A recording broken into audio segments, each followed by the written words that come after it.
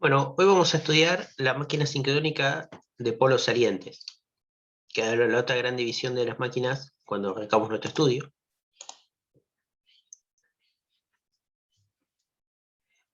La máquina de polos salientes mantiene la misma estructura en el estator, también conocido como inducido o armadura, pero cambia la estructura del rotor, ¿no? Los polos están concentrados en lo que se conoce, formando lo que se conoce como la rueda polar. La rueda polar es el conjunto, y los polos están concentrados y uno claramente puede ver la estructura del polo, ¿no? Donde acá lo que vemos es el arrollamiento y acá vemos la cabeza del polo, ¿sí? Y acá, no sé si apenas se ven, hay unas pequeñas barritas que están acá en la cabeza, ¿no? Que parecieran unos remaches que abulonan el polo, pero en verdad estos son la jaula amortiguadora, ¿sí? Y ven que acá hay una placa, esta que está acá, esto se va a unir con cada una de estas para formar una gran jaula en el conjunto. La jaula amortiguadora es una jaula totalmente igual a la de las máquinas asincrónicas y sirve para ayuda en los momentos transitorios del funcionamiento de la máquina, y también se puede usar como método de arranque. Acá vemos esta es una máquina de 6 polos, ¿no? 1, 2, 3, 4, 5 y 6 polos. Por ejemplo, de un generador diésel, o podría ser un motor también. Esta es claramente una turbina hidráulica, ¿sí? Que debe tener 72 polos, o sea, de unas 325 revoluciones, o de 70 y pico revoluciones por minuto, si o sea, una máquina lenta de gran potencia. Y claramente estas se disponen en forma horizontal, ¿no? Y después se baja el rotor, y después, donde están paradas estas personas, sobre este anillo, se construirá el inducido de la máquina. ¿Sí? Pero ya lo construyen ahí directamente. Imagínate si esto es el rotor, lo que es la máquina completa. Y acá se puede apreciar la estructura de cada uno de los polos, ¿sí? La característica más interesante que nos va a complicar a nosotros el estudio viene por el hecho de que los polos no son completos, sino que acá vos tenés una separación, ¿sí? Entonces, si vos de centro a centro tenés, de acá a acá tenés lo que se conoce como el paso polar, tau p, acá, en esta separación, vas a tener un pequeño espacio. Esto lo vamos a llamar, esta magnitud se llama el paso polar, el largo de la cabeza polar, BP, ¿sí? Y se define un factor alfa, que el, sería el espacio lleno del polo, el hierro, que es BP sobre tau p, ¿sí? Y ese factor es el que nos va a determinar la distribución de campos y de reactancias.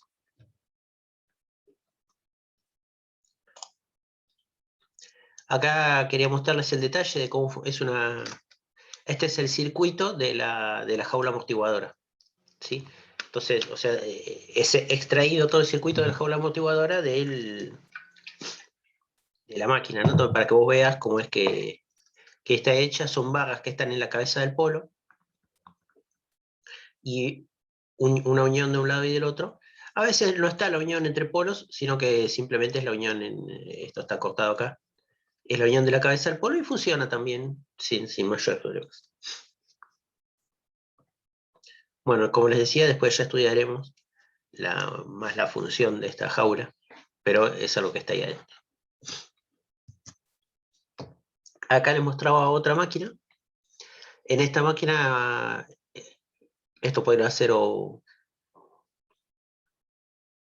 bueno, puede ser un motor o un generador. La máquina es exactamente igual como cualquiera de las dos funciones, entonces depende más después a dónde la conectes. Y es más, muchas veces la máquina es reversible, como en el caso de las centrales hidráulicas, las centrales por bombeo, la misma máquina está trabajando mitad del tiempo en cada una de estas dos funciones. Acá se aprecian, y acá se aprecia la construcción. ¿Ves? Acá ves los conductores, las espiras, ¿sí? Acá se ve una parte del estator, o sea, del inducido. Acá se ve las barras, cómo entran todas. Esta está hecho con... Acá entran, ¿no? Y después siguen una forma así, por lo que veo. Y de ahí van por atrás y se conectan del otro lado. Y acá se ven los polos, ¿no? Esta es una máquina de 4 polos, o sea, de 1500 revoluciones. Y acá la forma del polo es totalmente clara. Estas son las conexiones a la red, ¿no?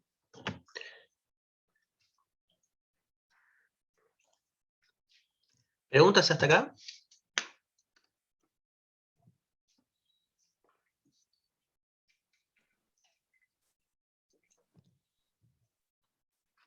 Es la misma máquina, ¿no? Es la misma máquina que la que estuvimos antes, cambia ese detalle de la construcción.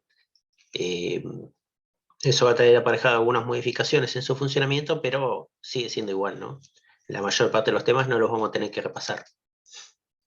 Juan, todo el equipamiento que está al frente de la máquina es de excitación, circuito de excitación. O Esto que está acá, vos sabés que lo pensaba, sí, pero no se llega a ver por la pintura, por la forma que tiene parecería el circuito de excitación, parece todo.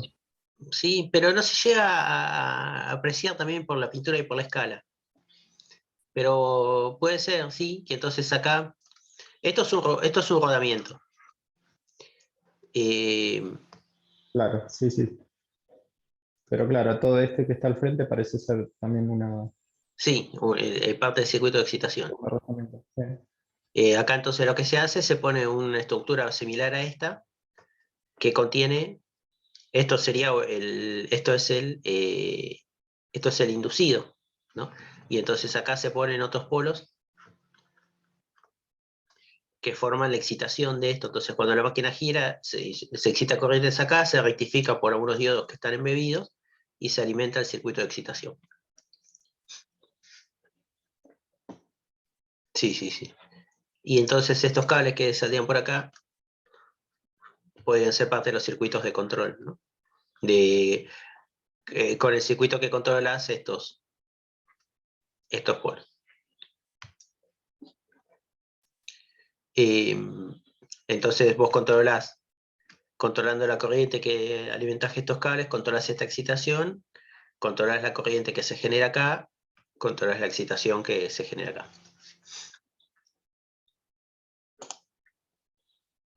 Bueno, vamos a estudiar el circuito magnético que tiene esta máquina. Esta máquina tiene dos circuitos magnéticos, el circuito magnético por separado, ¿no?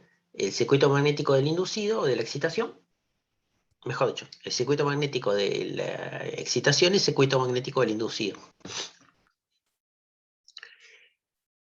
El circuito magnético la excitación está concentrado en los lados del polo, ¿sí? Y eh, está concentrado, atraviesa toda la rueda polar, atraviesa el lente hierro y por el estator de la máquina se cierra el circuito, ¿sí? Acá, por ahora, acá nada nuevo bajo el sol. Pero vamos a considerar qué pasa con el campo inducido por el estator. Imagínate, yo acá dibujé, vos acá tenés todas las barras, ¿no? De la máquina, formando el arrollamiento trifásico. Yo acá dibujé las tres principales, las que estarían más activas dibujé tres espiras que formarían las barras más activas en ese momento, ¿no? Para que se vea entonces. Imagínate, por ejemplo, que esto sería el caso de carga inductiva o capacitiva.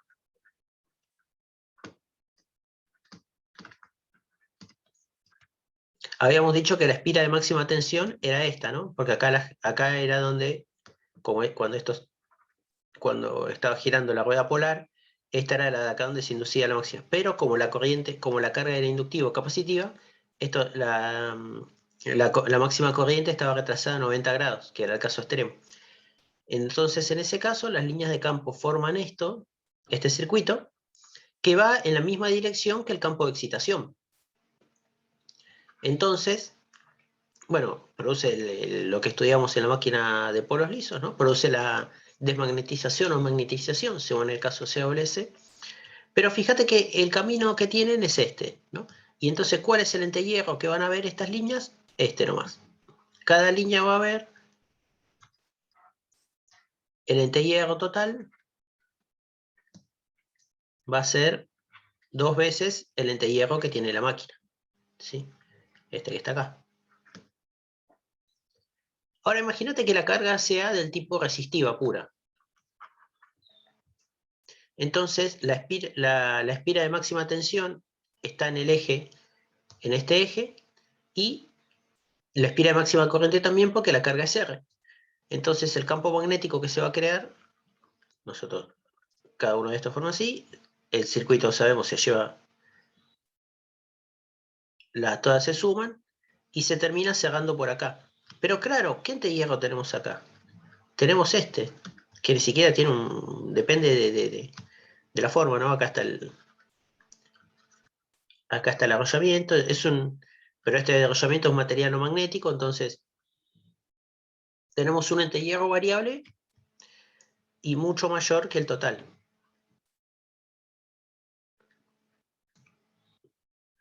Mucho mayor que el entehierro que ven las otras partes de la máquina, ¿sí? Entonces, acá, si nosotros nos paramos en este momento y definimos y tratamos de ver qué reactancia tiene esto, para saber qué caída de tensión nos produce esta corriente, vamos a tener una reactancia. Y acá vamos a tener una reactancia mucho mayor,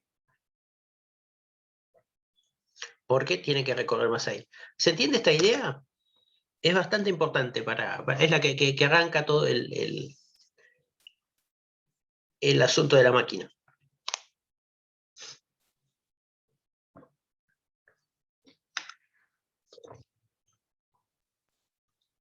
Sí, creo que sí. Bueno. Se definen para hacer todo el análisis 2 ejes, ¿sí? Uno va a ser el eje directo. El eje directo es el que está alineado con la rueda polar en todo momento. Es el eje DD, que viene de la palabra directo. Y un eje que está a 90 grados eléctricos. El eje Q. Entonces, esta reactancia se va a conocer como reactancia sincrónica. Dije. Esta va a ser la reactancia sincrónica, le puse Q, es D.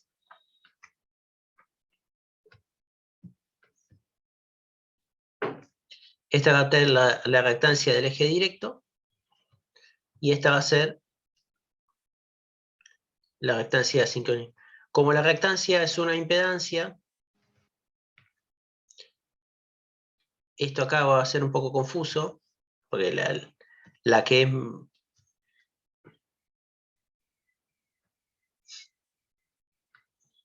Como la reactancia está en el coeficiente, en verdad, XQ en módulo es menor que XD, ¿no?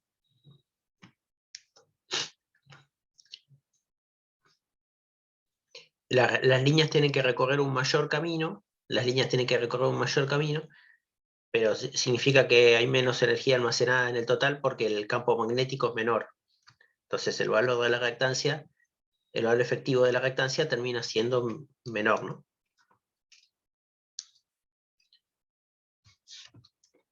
Bueno.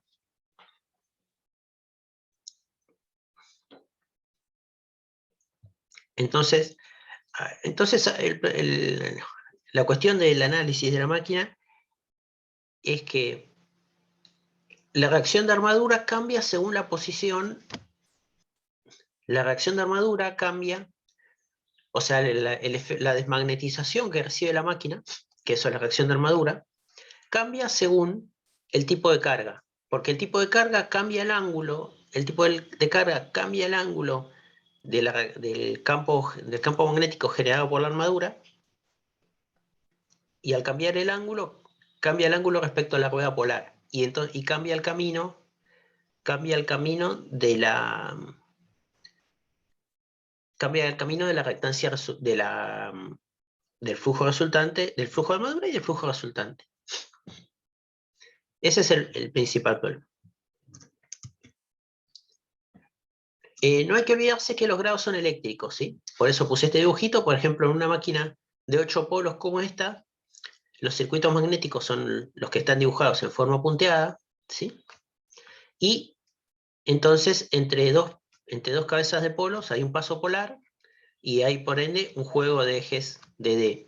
Y en el medio está un eje QQ. Esta figura media rara, el dibujante, esta línea parece que está más para un lado, ¿no? Es simétrica. Sí, tampoco mi línea está mejor, pero es mitad y mitad, ¿no? El dibujo. Entonces, entre dos polos, en las cabezas de los polos estarían los ejes D, y a mitad de los polos están los ejes Q, los ejes en cuadratura.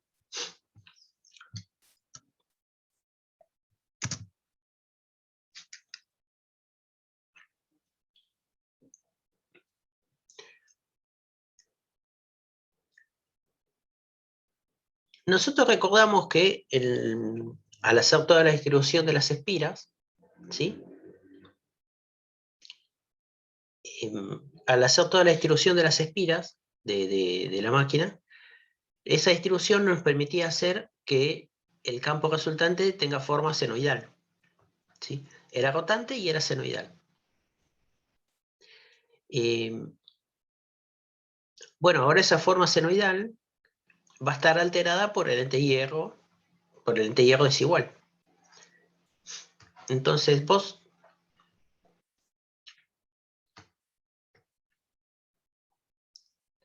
la fuerza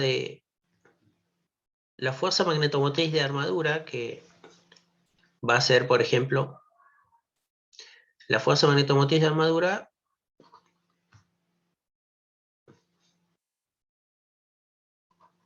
total, por ejemplo, va a ser FA en este caso, ¿sí? Y va a ser senoidal. Pero vos sabías que nosotros sabemos que el campo B es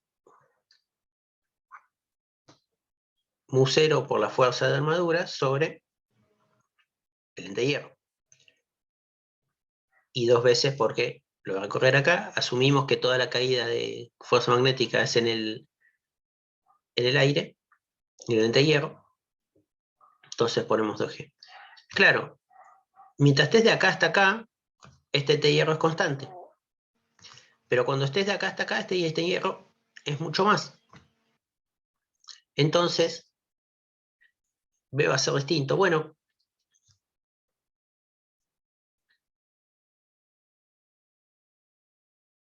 cuando vos, acá lo superpuse, todo,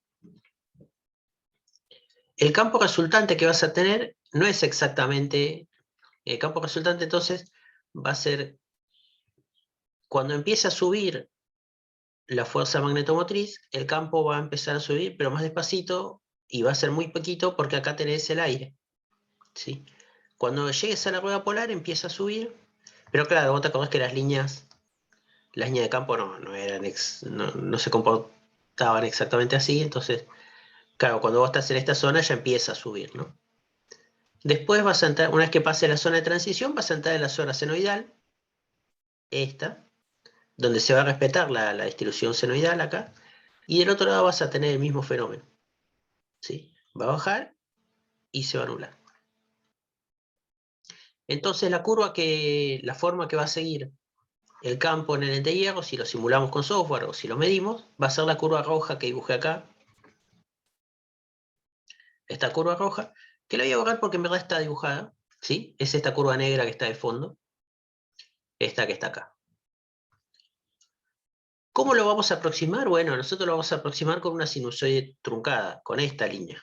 Vamos a asumir que es 0 de la rueda polar para allá, 0 de la rueda polar para allá, y acá es la sinusoide truncada directamente, esta que está acá.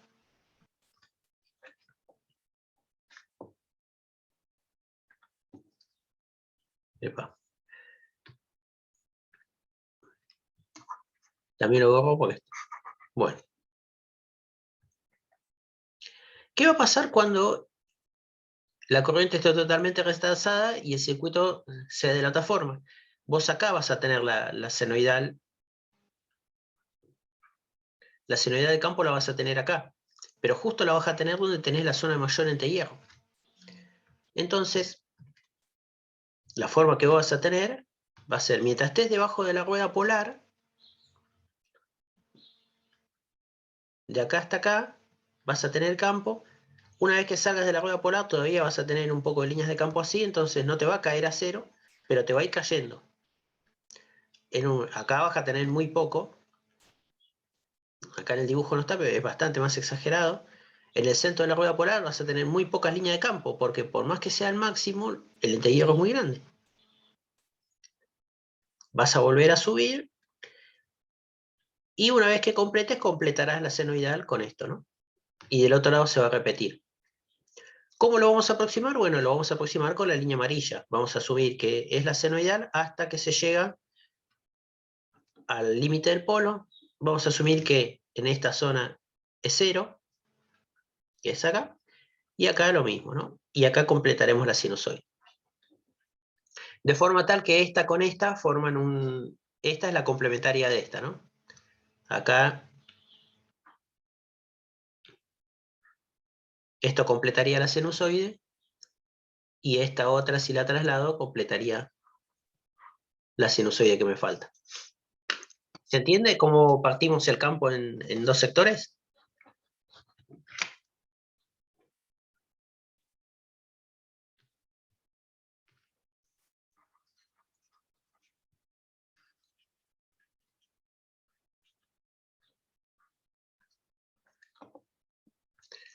¿Alguno quiere hacer una pregunta respecto?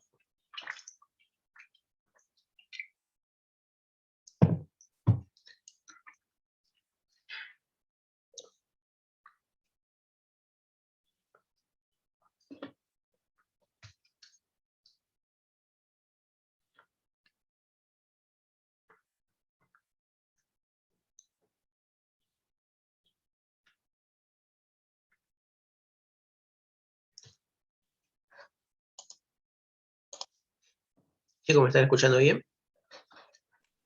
Sí, sí, se escucha. Bueno, pero no se entiende. Pues yo no entendí lo de la complementaria, eso último no lo entendí. No, eso ¿Cómo es que es lo... la complementaria? ¿Cómo? ¿Cómo es que es la complementaria una de otra? No, lo que quiero decir es que las dos curvas son... Las dos curvas, claro, porque vos... La senoidal que está montada sobre esta, la senoidal que está en el entrehierro, o mejor dicho, que está en la periferia, bueno, la partimos en dos partes. Lo que quiero mostrar es que las dos partes, ves como que esta, justo esto que está acá, es lo que entraría acá, y completa la senoidal. Eso es lo que quise decir nomás. Ah, completan el ciclo, ahí entendí. Sí, pero solo para que te des una idea de cómo son las dos curvas, ¿eh? No, eso no importa para nada Bien, para el bien. análisis. Es para que Ok, veas que, ok. bueno, como que partimos la onda de campo, lo que quiero decir es las partimos en dos, la partimos en dos. Una que es así, y cuando va a pasar por el otro polo va a quedar esta parte, ¿no? La otra mitad que le faltaba para formar la onda. Pero eso es cuando están a 90 grados, ¿no?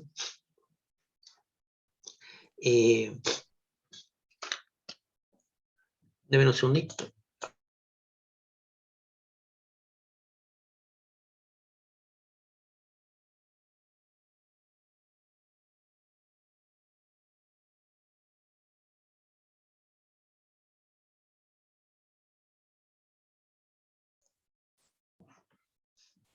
Bueno, esta forma de dividir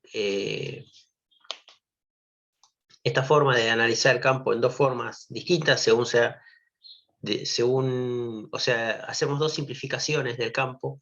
Una es una simplificación para cuando está debajo, para estar alineado con la rueda polar, y otra es una significación para cuando está en cuadratura con la rueda polar.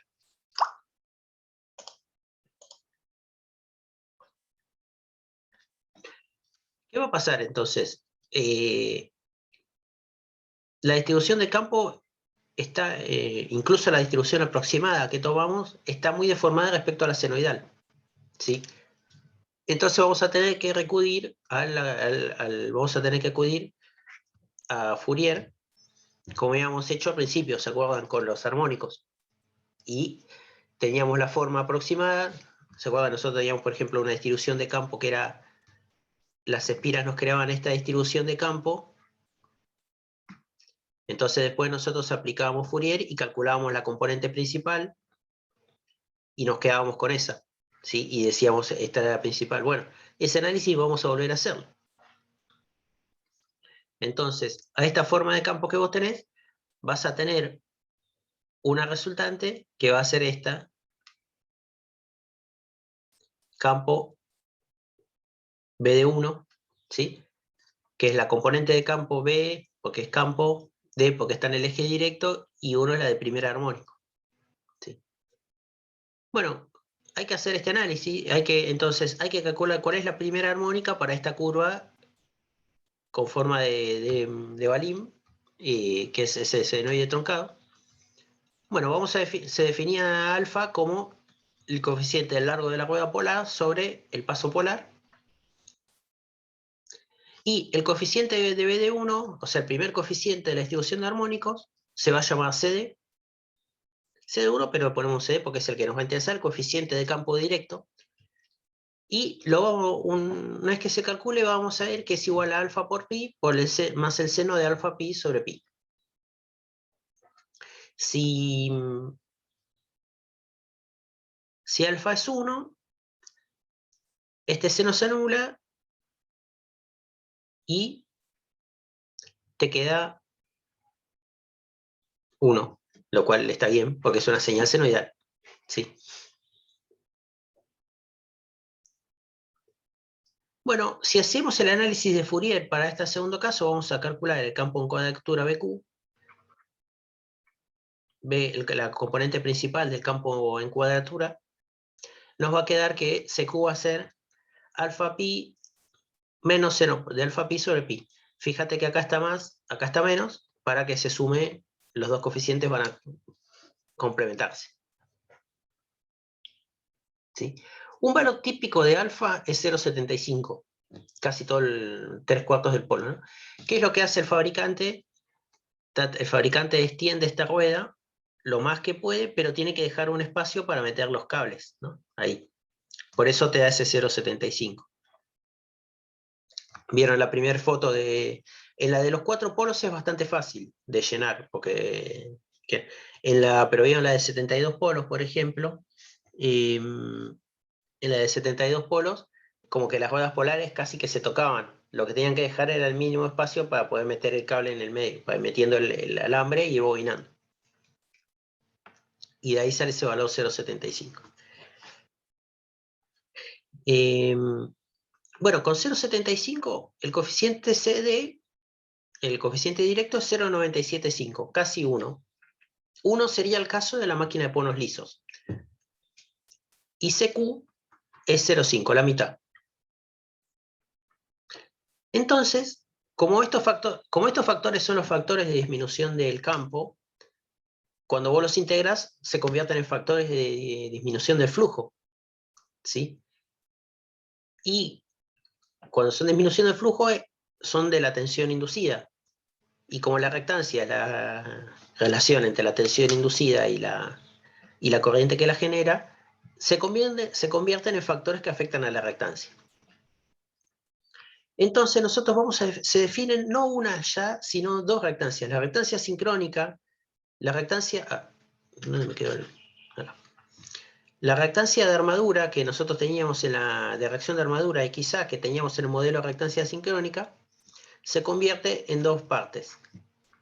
La reactancia de reacción de armadura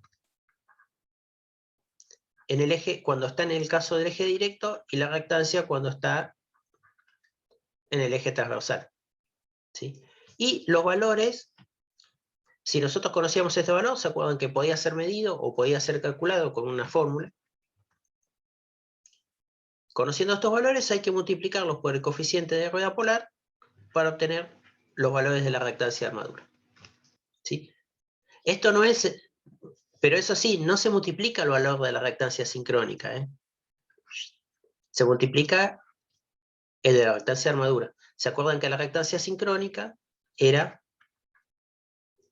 la reactancia de armadura más la reactancia de dispersión? Entonces convertimos la única reactancia que teníamos en el modelo de reactancia en dos, según el campo esté pasando por el eje directo o por el eje a 90 grados, el eje en cuadratura. ¿Se entiende esta idea?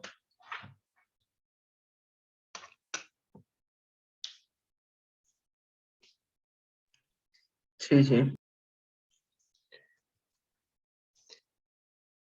Bueno, o sea, teniendo dos reactancias, pero este análisis que estamos haciendo por ahora nos sirve solo para el caso de que la corriente sea perfectamente resistiva. En ese caso, y en ese caso vale X a Q. En ese caso vale X a Q.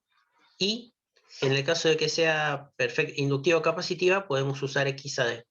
Y usar el modelo de reactancia sincrónica que teníamos antes.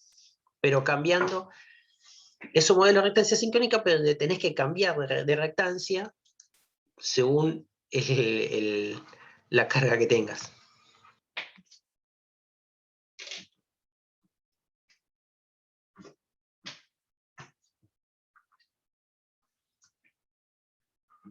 Por ahora podríamos usar este modelo donde estaba la reactancia.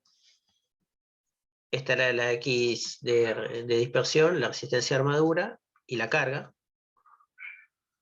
Si ZL es totalmente resistivo, acá se puede usar X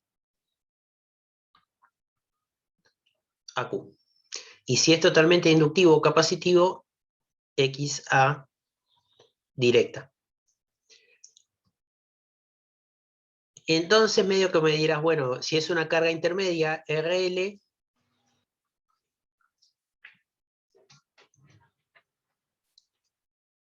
si es una carga intermedia, entonces me dirás, bueno, hay que usar un poco de cada una.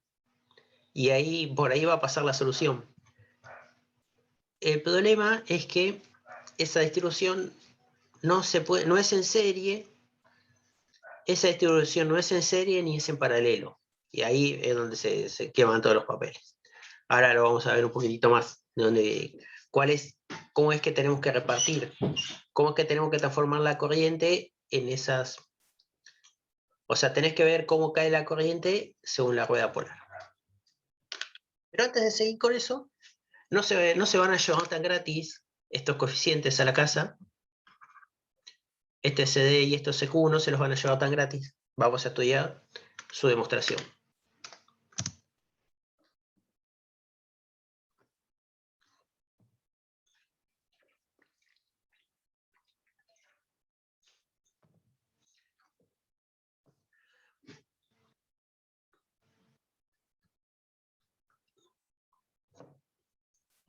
Si nosotros tenemos que la fuerza vamos a estudiar el caso del coeficiente de CD en el eje directo. Si nosotros vemos la distribución de fuerza magnetomotriz, que da por la armadura,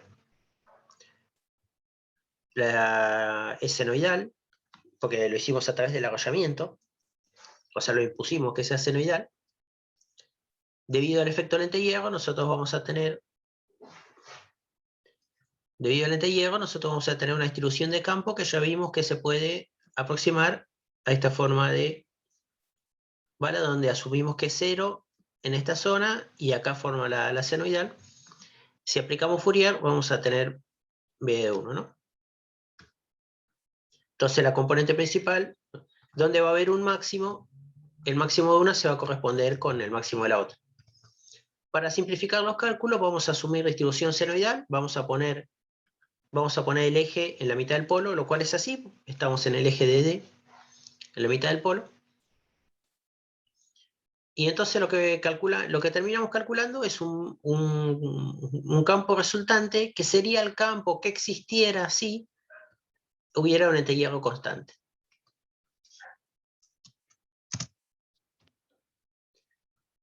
El campo va a ser mu0 H sobre G, entonces el campo va a tener el campo... si ven que en algún lugar una X o un puntito o algo, es porque el cursor es muy chiquitito, entonces no lo puedo encontrar en la pantalla.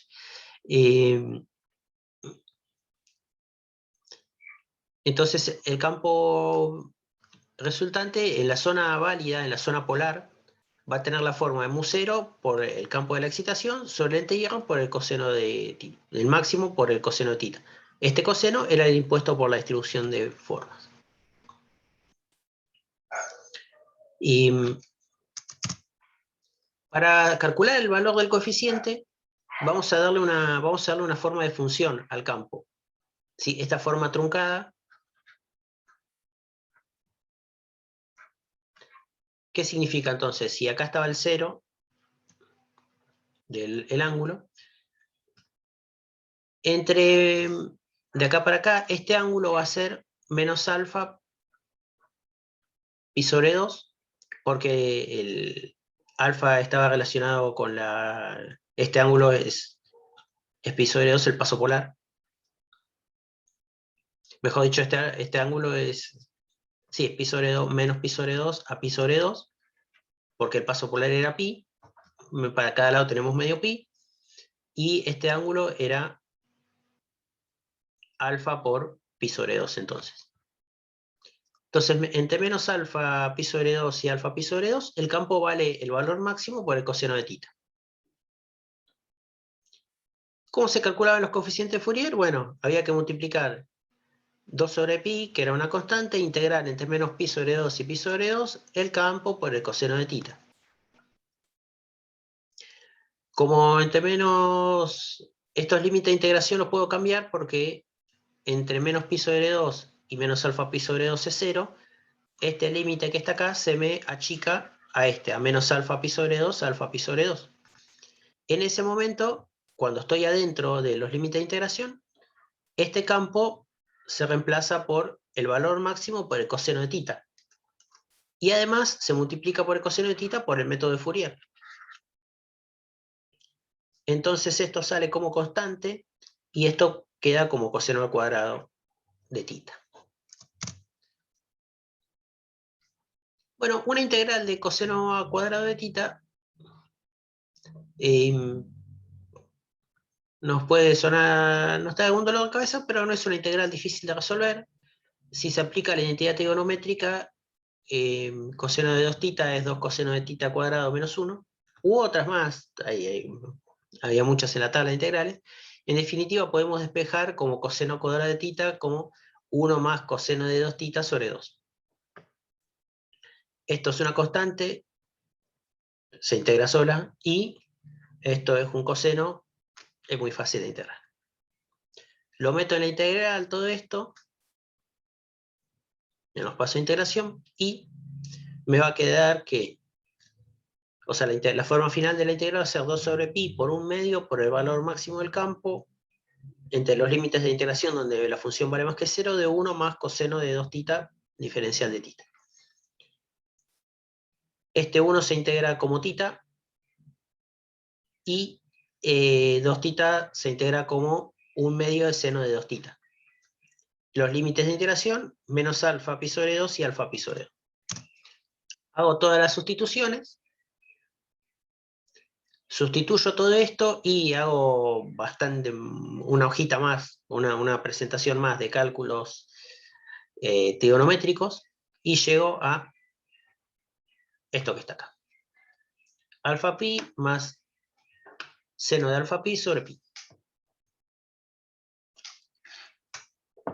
Este valor del coeficiente que está acá es el que vamos a denominar CD, el coeficiente de distribución de campo directo. Y entonces tenemos acá las relaciones que son varias. El valor máximo de campo de la componente principal va a ser el valor máximo de campo por CD. La distribución de campo va a ser CD por el coseno de tita, por el valor de campo. Y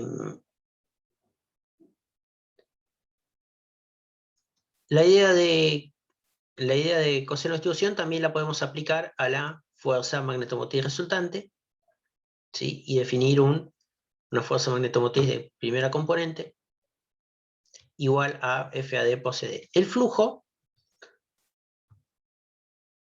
va a ser mu0D por L, P por G por esta componente principal, o sea, mu0D por L, P por G por FAD sobre C. Por CD.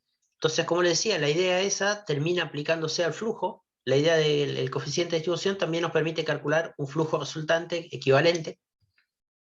No, nos permite calcular el flujo resultante, que también está multiplicado por el coeficiente CD.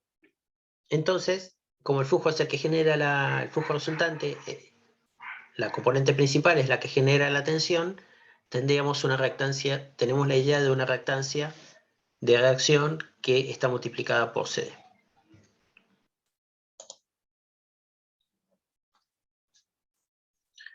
Para el cálculo de SQ, el procedimiento es el mismo, nada más que ahora nos quedamos con la forma complementaria. Imaginamos que tenemos toda una fuerza la fuerza está concentrada en el eje de cuadratura, la fuerza magnetomotriz, la vamos a denominar FAQ. Y cuando la denominamos FAQ, la que está concentrada, ¿no? La que está en el eje de cuadratura, ¿no? Es la misma, pero según la componente que corresponda al eje directo o al eje de cuadratura, le damos ese nombre. Bueno, y entonces acá el campo va a ser menor, porque nos vamos a quedar con los bordes, como les decía yo, con el lado complementario al anterior.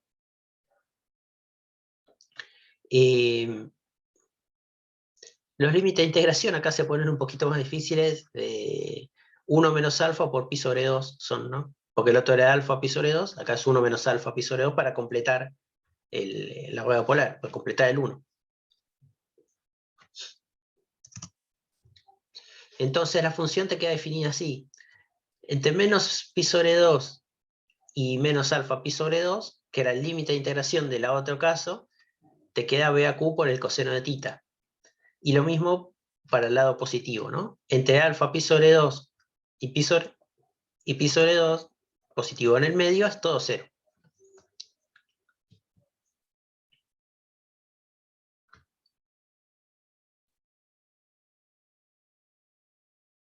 Esta ecuación acá, esta no dice nada, se ve que quedó copiada de otro lado. Sí, no le presten atención. De hecho, ven que no tiene sentido, ¿no? FAQ por FAQ coseno de tita. Bueno. Una vez que uno calcula los coeficientes, valen todas las mismas expresiones, ¿no? El campo va a ser la componente principal del campo, la componente primer armónico va a ser la componente de campo por el coeficiente. El valor de pico va a estar dado por el valor de pico de la fuerza magnetomotriz por el coeficiente, y el flujo va a ser el flujo que teníamos antes, como asumiendo el campo según la intensidad de la fuerza magnetomotriz, pero multiplicada por el coeficiente CQ.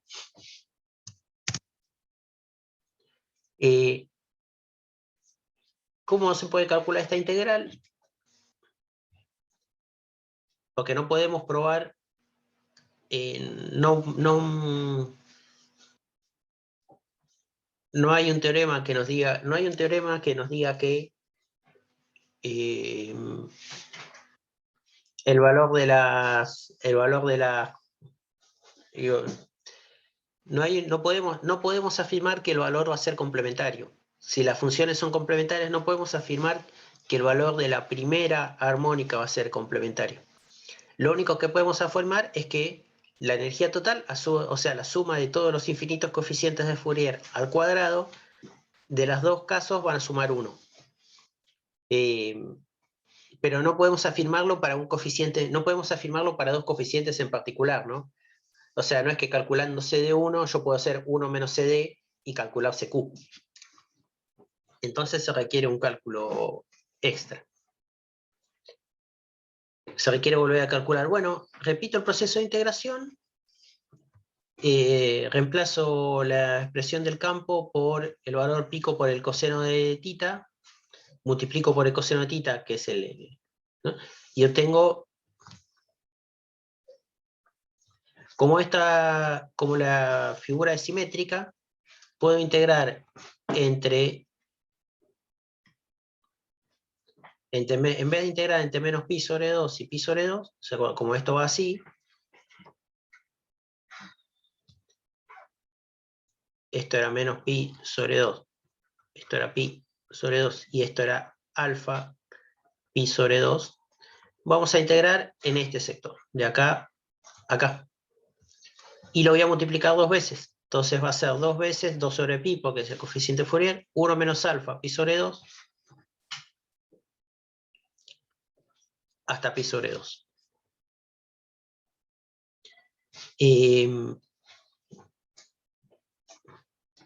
Por B a Q, el valor pico del coeficiente, por el coseno al cuadrado de tita por diferencial de tita. Haciendo otra vez la sustitución, coseno al cuadrado de tita, 1/2 de 1 más coseno de 2 tita, lo reemplazo en la integral, calculo el valor del coeficiente, hago la integración normal, hago la sustitución, acá hicimos acá les dejo a ustedes después para seguir todas las sustituciones que hay que hacer, y se llega finalmente a la forma final del coeficiente, donde el coeficiente de campo máximo para la función en cuadratura del campo es alfa por pi menos seno de alfa pi sobre pi, que era el valor similar al otro, pero cambiando más por menos. Y esto es lo que no tenemos que quedar. ¿Sí?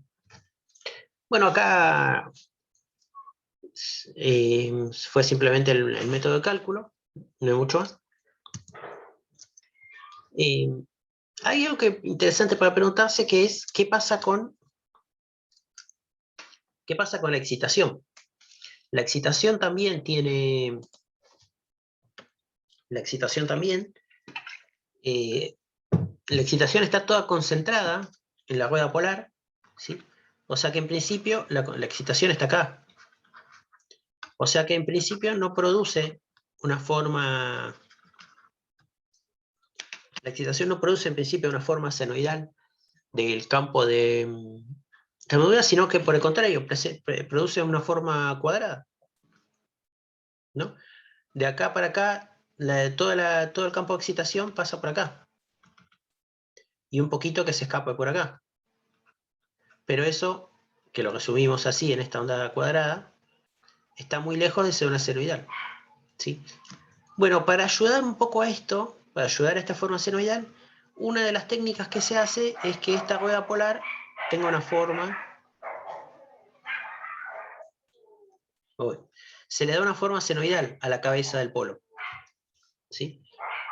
Entonces, como aumenta el lente de hierro de forma cosenoidal, esta distribución se suaviza un poco.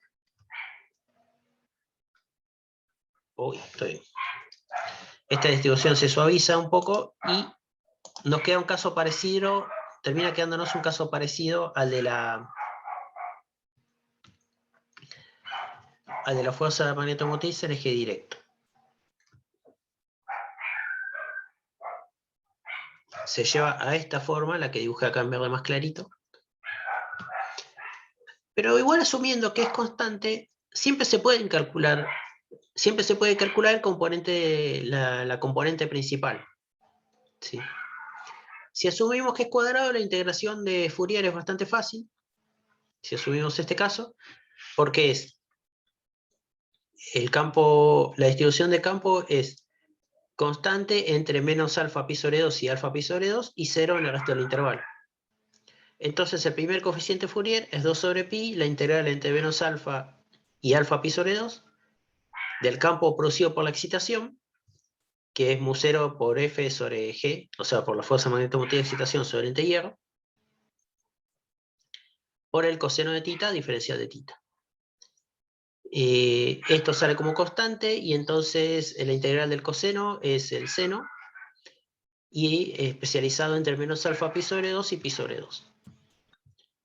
Hago esta cuenta y me queda 2 sobre pi y sumo las constantes y me queda 2 sobre pi por 2 el seno de alfa pi sobre 2.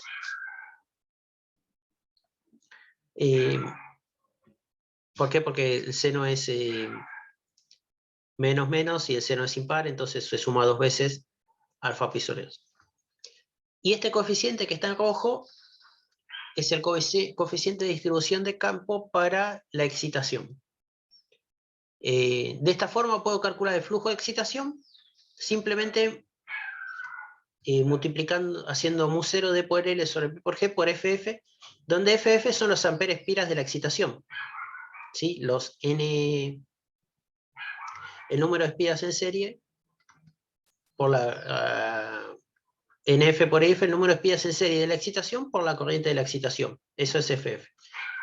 O sea, en el caso del polo saliente, el cálculo del campo y el flujo es mucho más sencillo. Fíjense que en todo esto ya calculamos el campo, calculamos la distribución de campo, calculamos la fuerza magnetomotriz máxima, el flujo máximo y el campo y su coeficiente. Contra todo el análisis que nos había llevado mucho más tiempo, el del caso de la armadura, donde el arrollamiento está distribuido. Bueno, ¿hay consultas hasta acá?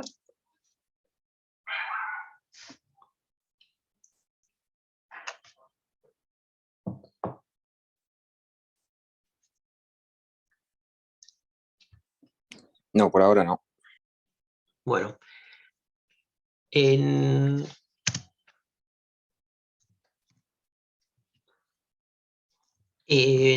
Entonces, lo que nos tiene que quedar claro de esta primera mitad de la clase, que nosotros tenemos dos caminos tenemos dos circuitos magnéticos distintos, el de la excitación y el de la armadura, y el de la armadura que es el que está relacionado con la corriente cuando empieza a circular la carga, tiene una reluctancia variable.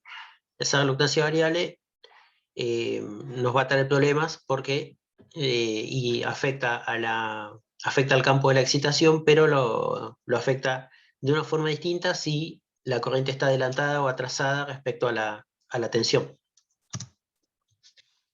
Vamos a definir los ángulos, ¿sí? Quería hacer una animación, pero me quedó. Está ahí. Entre U y la corriente tenemos el clásico ángulo φ, ¿sí? Este que está aquí. Es el ángulo el φ del coseno de φ que siempre tenemos entre U y la corriente de armadura, ¿sí? Donde U es la tensión entre los bornes, ¿no?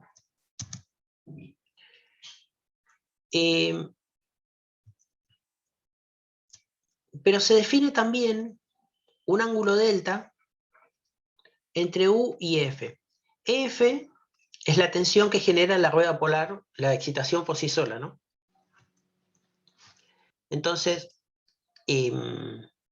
o sea, EF es la tensión en vacío de la máquina. Cuando nosotros desconectamos la carga, la máquina está en una determinada situación de carga, abrimos la llave, se anula U e IA, nos va a quedar EF. ¿Sí? Es la tensión que generaría la rueda polar, la tensión o la tensión en vacío. Entre U y F va a existir, esto lo voy a dibujar acá,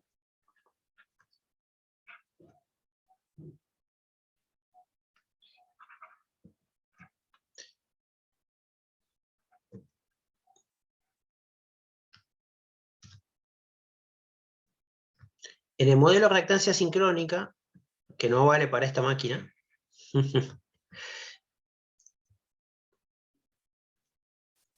en el modelo de reactancia sincrónica, ¿se acuerdan que esto era F? Esto era X.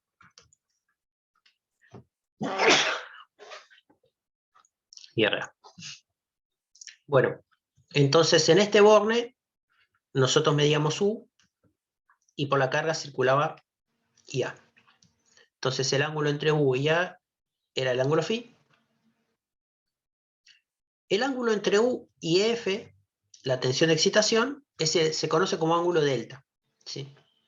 Y otro ángulo muy importante es el ángulo entre EF y la corriente, ¿sí?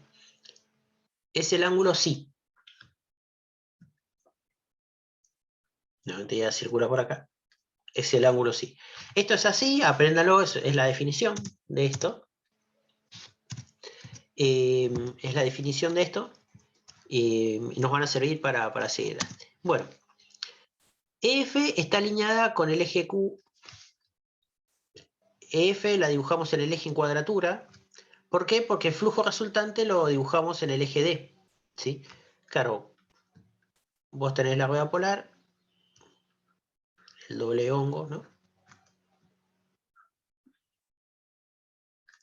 El flujo, debido a la excitación, esto acá falta la F, el flujo de excitación pasa por el eje D porque el eje D se define como el eje de la rueda polar. Y nosotros dibujamos, este flujo causa una excitación, este flujo causa una tensión inducida de excitación, EF. Bueno, y siempre por convención nosotros dibujamos este flujo a 90 grados, que está, la F está adelantada a 90 grados respecto al flujo, ¿sí? ¿Se acuerdan? Esto lo habíamos visto, también tenía una justificación. No en todos los libros se sigue así. Dibujar el flujo a 90 grados básicamente hace que el resto de que todas las fuerzas magnetomotrices cierren bien, ¿sí? Que hace que las fuerzas magnetomotrices cierren bien todos los triángulos, usando esta convención de ángulos. Bueno, entonces el flujo de excitación, que no es el flujo resultante, estaría por a 90 grados de F.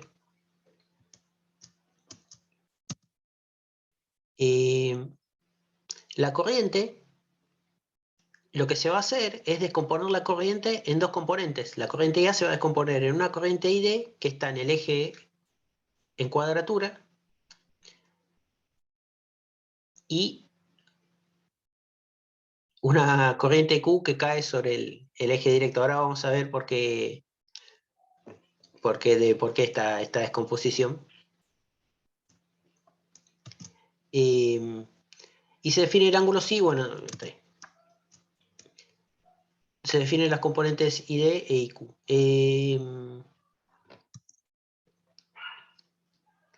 Cuando vos te vas adentro del rotor, los ángulos empiezan a tener sentido.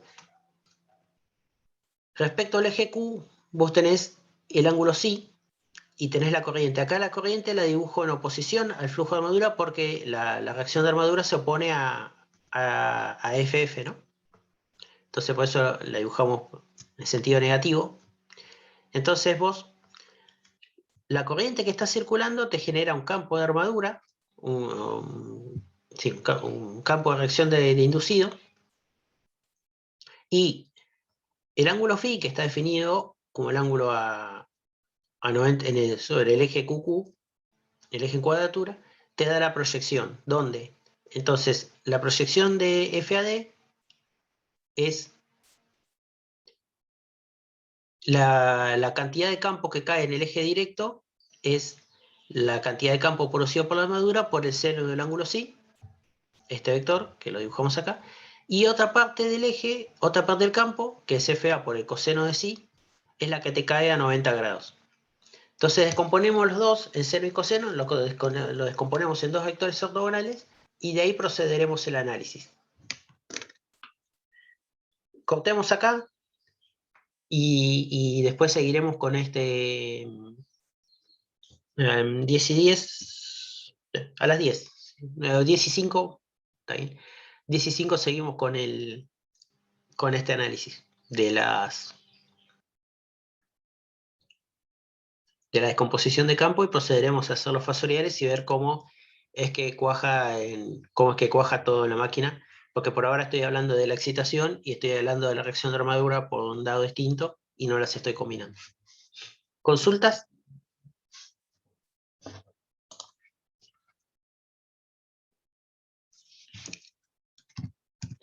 especial, creo que van a... Esto tómelo acá como estas son definiciones, ¿sí?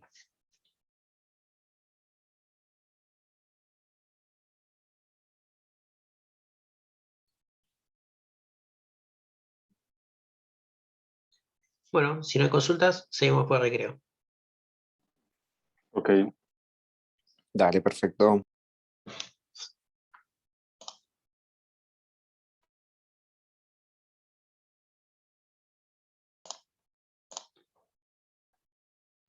Bueno, ¿Están ahí? Bien. Vamos a reanimar la presentación desde... Bueno, acá la definición de ángulos está corregido ID y Q, que no coincidan con los ejes. Y las magnitudes referidas a los ejes D y Q van a aparecer frecuentemente. No hay que olvidarse algo importante, es que DQ son ejes de corrientes. ¿Sí? Lo que quiero decir con esto es que los definen son las corrientes. La corriente ID es la proyección de la corriente IA sobre el eje D, o sea que ID está sobre el eje D. Pero si yo refiero a una tensión ED, no necesariamente está sobre el eje D, porque lo que definen son las corrientes. ¿Sí? Es más, en general, como son efectos de reactancia, están en el otro eje. Lo más probable es que una tensión ED esté sobre el eje Q. ¿Se entiende? De hecho, pasa con la corriente de excitación IF está en el eje D, por definición. Y la tensión EF está adelantada a 90 grados. Eso nos tiene que quedar claro. Esta descomposición en ejes, acá la vemos simplemente para este caso particular. Es una herramienta muy poderosa en el análisis de máquinas. Es el corazón del modelo que usan los variadores, que es un tema que nosotros no vimos, o sea, no nos metimos con eso. Lo van a ver más en accionamiento. Hay una descomposición en estos ejes. Que son los mismos ejes que en la máquina de continua, que ustedes habrán visto, el eje directo y el eje de cuadratura de la máquina de continua son los mismos. Como le digo, es una herramienta de análisis poderosa. Entonces quería dejarlo ya establecido de una que los que los definen son las corrientes, ¿no? Una corriente con su índice D significa que está definida sobre el eje D, no así con las tensiones. Bueno, es un poco truculento cómo hay que poner el ángulo, dónde está el ángulo sí, para que la descomposición sea correcta, ¿sí? Para que coincida la descomposición con la que vimos antes, ¿no? El ángulo sí se mediría a partir del eje Q. ¿Está bien? Y entonces FAD es FA por el seno de sí, y la directa es por el seno y la cuadratura es por el coseno.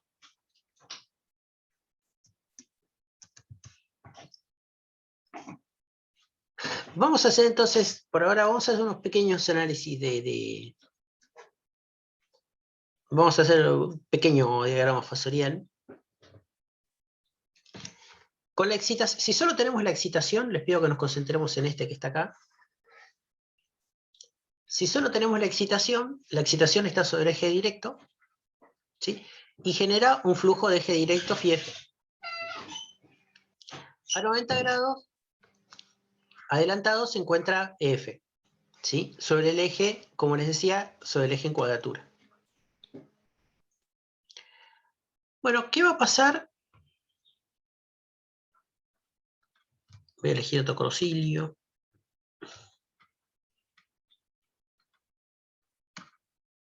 Bueno.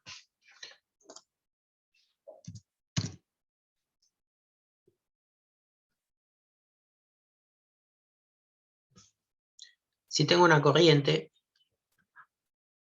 IA, ¿sí? La corriente va a generar un flujo que se opone al flujo de la excitación, un flujo phi A, ¿sí? Pero este flujo phi A, y acá viene en verdad, esta corriente va a generar,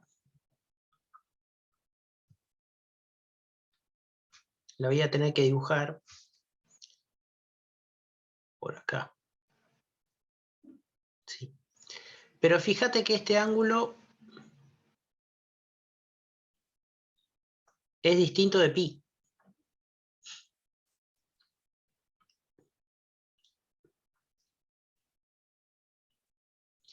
¿Cómo va a ser este? ¿Por qué este ángulo es distinto de pi? ¿Por qué el flujo no se opone? Porque como los caminos de rectancia son distintos, entonces,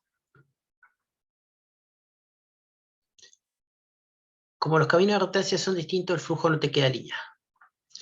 Nosotros la corriente IA vamos a descomponerla en una corriente IQ y en una corriente ID. ¿Sí? La corriente ID,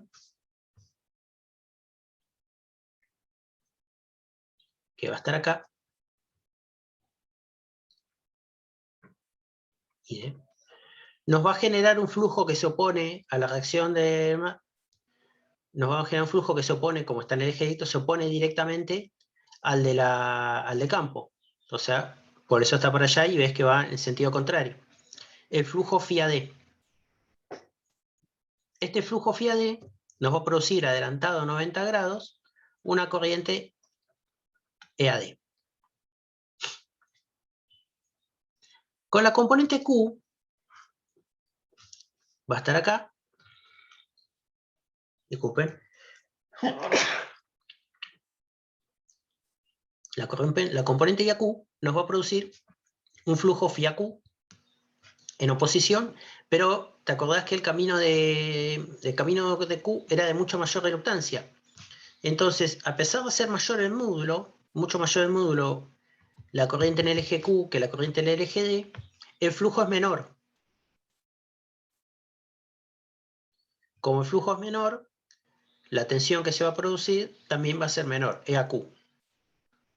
Fíjate que otra vez EAQ cae sobre el eje D porque la definición es por corrientes. Entonces, cuando yo sumo el flujo phi AD y el flujo en el eje Q,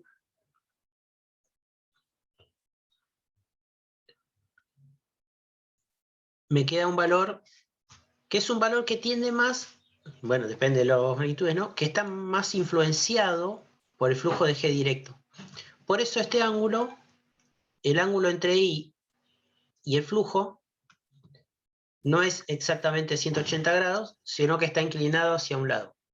¿Cuánta es esa inclinación? Bueno, depende de los factores, de la máquina, ¿no? Y entonces, depende de qué tan cerca esté IA respecto a uno de los dos ejes. Obviamente que si A está en el eje D, está todo alineado y está todo perfectamente alineado.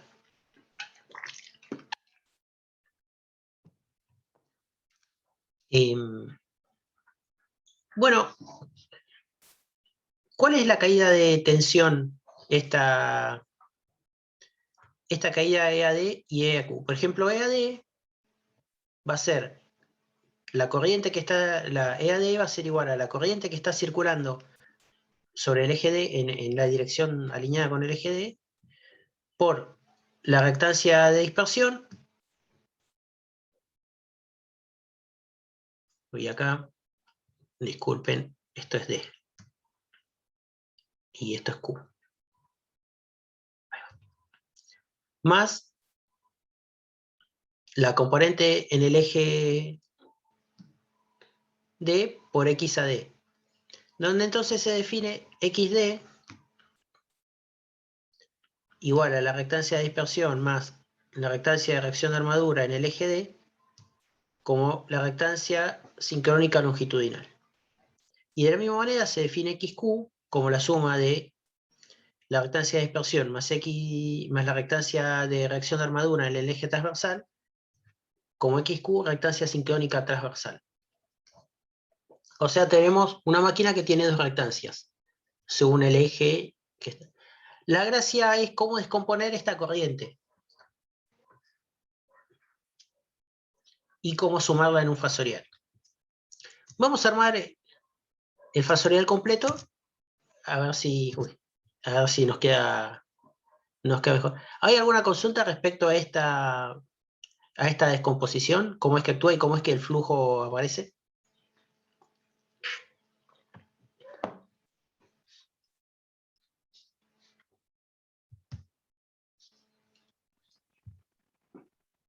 Ya sé que acá se vuelve medio esotérico. Este cuadro no lo voy a explicar ahora. Vamos a hacer el diagrama fasorial. Después veremos a ver si explicamos. ¿Cómo es el diagrama fasorial completo de la máquina? Bueno, es un poquito áspero.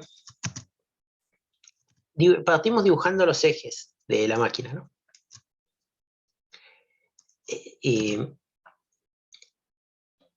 La corriente de excitación nos genera una fuerza magnetomotriz sobre el eje D. Eso es lo que todos conocemos. Que nos produce un flujo sobre el eje, un flujo de excitación. Este flujo de excitación nos produce una tensión de circuito abierto EF, que es la que mediríamos si no conectamos la carga. Cuando nosotros conectamos la carga, aparece una corriente por la armadura IA, que tiene una componente que está proyectada, una componente que se puede descomponer en dos componentes, una en fase con EF y otra retrasada a 90 grados. ¿Sí? La corriente de armadura genera una reacción de armadura, es la que se opone a una fuerza magnetomotriz, que también que se descompone consecuentemente en dos ejes en proporción a las corrientes, ¿no? Y se vuelve a replicar el ángulo psi. Como las reactancias son distintas, estas dos descomposiciones nos generan dos valores distintos nos generan dos flujos distintos. Entonces aparece un flujo resultante que va a ser igual a la suma de los tres flujos, el de armadura en cuadratura, el de armadura de directo y el de excitación. Cuando lo sumo, obtengo phi, el flujo resultante. ¿Sí? Este flujo resultante es el que nos define E, que es la tensión interna de la máquina. ¿Sí? EF es virtual, o existe el circuito, EF existe en circuito abierto, pero cuando la máquina está conectada no existe EF, que es del modelo, sino que la que existe es E. Debido a las caídas en la reactancia de dispersión y en la resistencia de armadura, U está un poquito más atrasada que E. Y aparece el ángulo phi de la carga. Para pasar de U a E hay que sumar JXA, la caída en la reactancia de dispersión. También habría que sumar la de la reactancia de la resistencia, y la despreciamos ahora. ¿Y cómo es que pasamos de E, que es la tensión interna de la máquina, a la tensión en vacío? Bueno, sumándole la caída J y D por X a D, o sea, sumándole la caída en la resistencia en la reactancia sincrónica longitudinal, y sumándole la caída en la reactancia sincrónica longitudinal. Nosotros podemos sumar esta con esta para obtener XD directamente, y sumar este pedacito con este para obtener directamente XQ. Este es el fasorial completo de la máquina.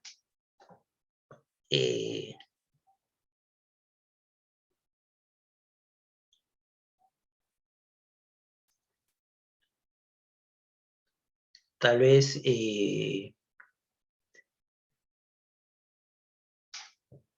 hay una pregunta que me estás haciendo, que alguno todavía, capaz que ninguno cae, pero después alguno me la va a hacer. Es, Juan, pero tú dices, todas las otras clases nos hablaste de los efectos de la saturación. y ahora ni los están nombrando. Bueno, es cierto, los efectos de la saturación se desprecian un poco acá. Una es porque estas máquinas se construyen con entehierros más grandes. Los efectos de la saturación son más moderados. Y en el caso de la reactancia Q, como el aire es muy grande, no hay saturación en el eje Q. Y por otro lado, meter todo esto a la saturación, lo único que haría es mover un poco los fasores, movería un poco los fasores y añadiría más complejidad. En todo caso, si se quiere meter el efecto de la saturación, una vez que se calcula F, se puede corregir por efecto de la saturación entrando en la curva de vacío.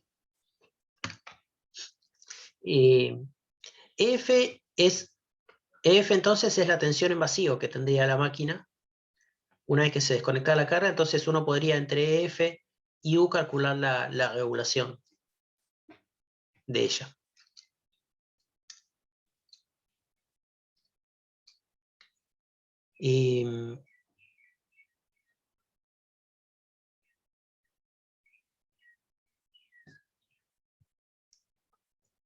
¿Alguna consulta respecto a este factorial?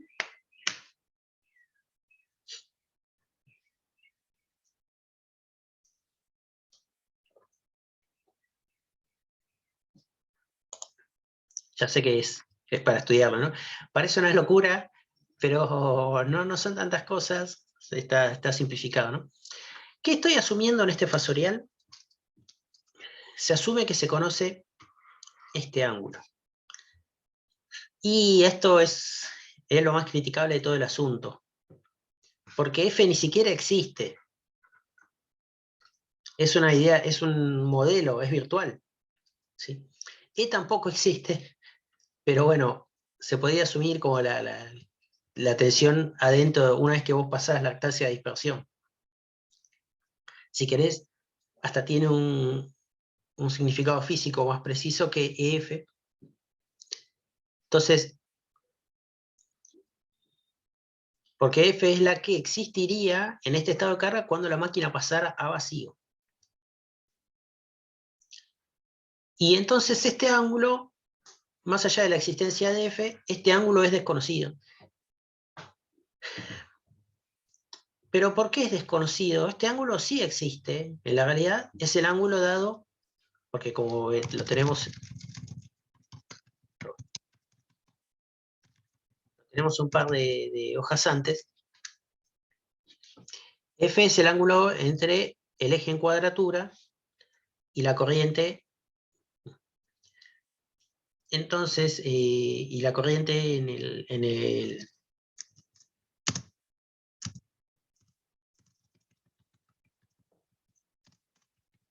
y la corriente de armadura, la reacción de armadura.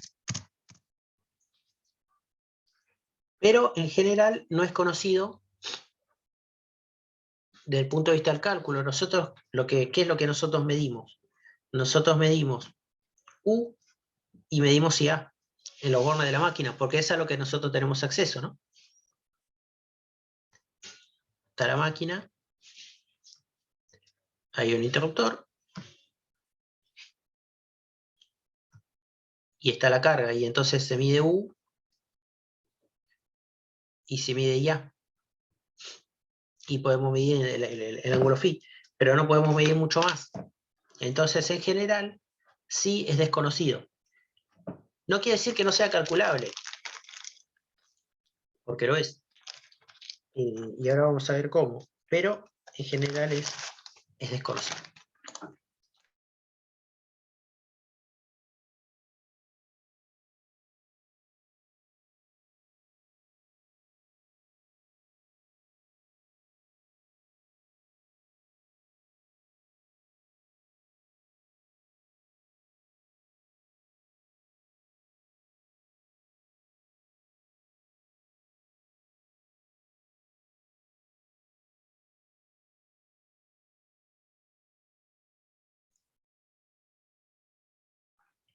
Sigamos adelante entonces. ¿Qué vamos a hacer con esta? Bueno, acá yo les dejo todos los pasos, ¿sí? Con el cual se construye este fasorial. ¿sí? Que es un poco es todo lo que relaté en palabras, así que no tiene sentido que lo sigan, esto es más para una guía de ustedes. Todo este procedimiento se puede resumir en un diagrama de flujo, resumir es muy entre comillas, donde acá están todos los pasos para calcularlo. Vamos a ver que en la práctica no vamos a necesitar semejante diagrama ni todos estos pasos. Es bastante, y a la vez resolver problemas es bastante más sencillo, pero conceptualmente está todo acá.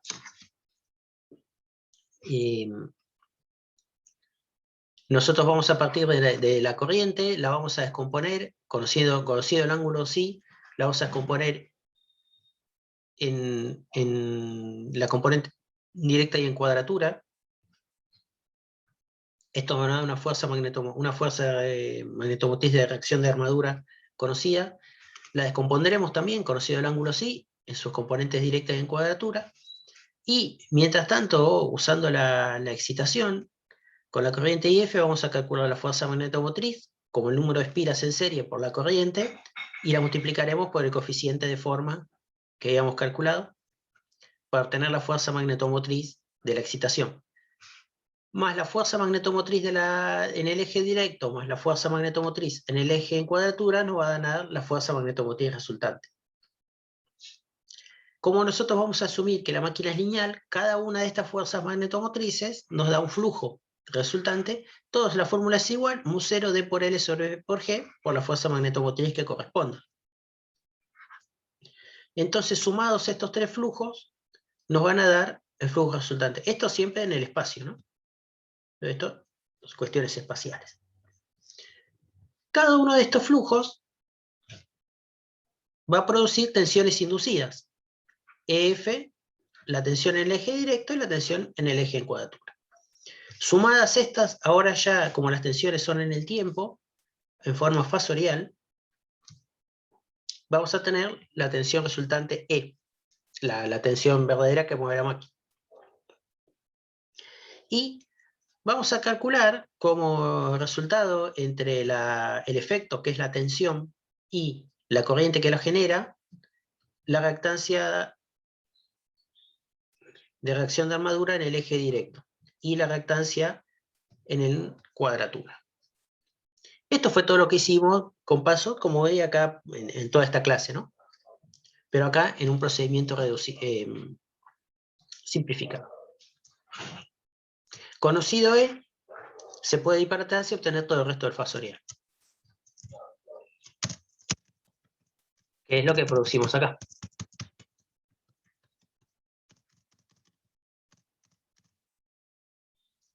Bueno, como les decía, muchas veces no se conoce psi. Se conocen la tensión, la corriente, el ángulo phi, y conocemos como datos constructivos de la máquina la reactancia XY y la reactancia XQ. Por ejemplo, ensayos. En el laboratorio estudiaremos cuáles son esos ensayos para obtener X y XQ. Este va a ser nuestra típica situación de problema, ¿sí?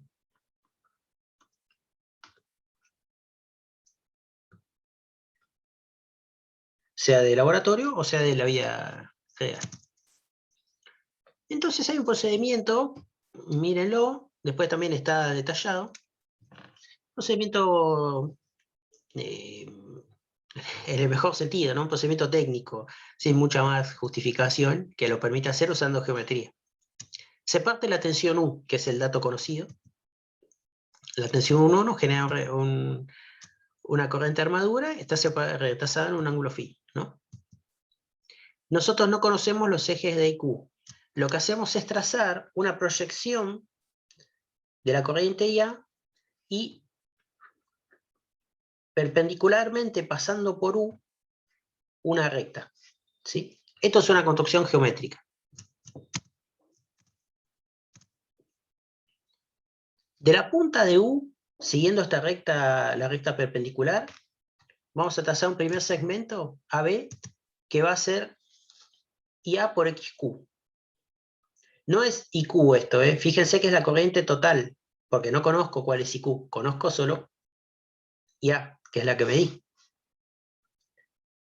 Ojo con esto, que acá suele haber un. Y vamos a trazar un segundo segmento que va a ser el segmento AC, de aquí hasta aquí. Y ese segmento va a ser el total IA por XD.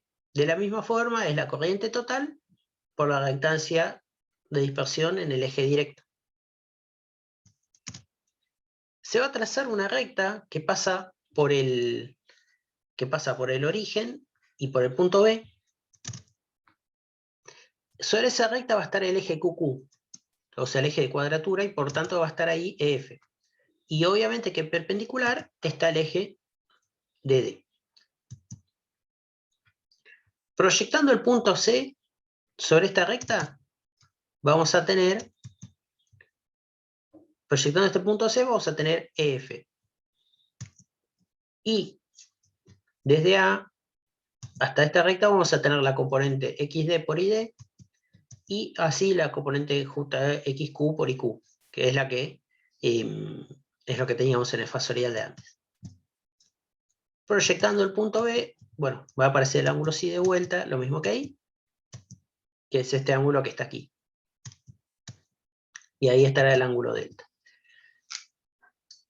O sea que el procedimiento lo repasarán ustedes, pero básicamente es entonces trazar U, proyectar el vector IA, trazar la perpendicular, y sobre acá dibujar el segmento IA por XQ y IA por XD.